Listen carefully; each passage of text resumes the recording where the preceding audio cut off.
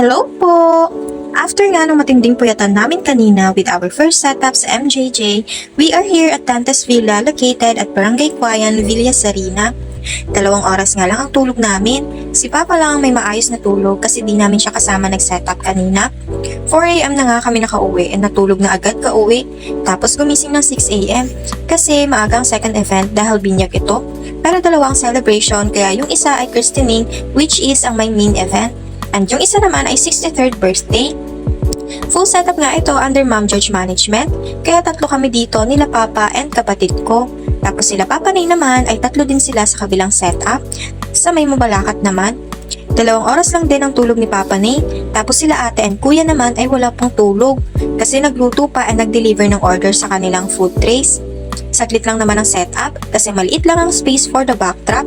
Kaya lang ay medyo nahirapan lang kami dahil maliit nga ang space tapos 2 pa ang celebrant.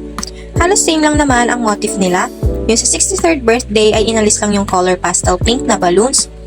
Isa pa, medyo malayo din kasi ang space kung asan yung backdrop and kung saan akong part na naglulobo. Buti at 3 kami kaya si Papang taga-abot, kapatid ko ang taga-tali at ako naman ang taga-lobo.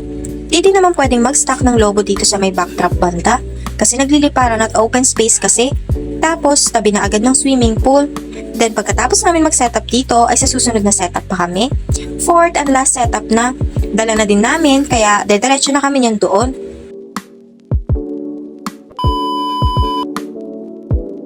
And here's the final look na din po and hanggang dito na lang. Thank you po and bye-bye!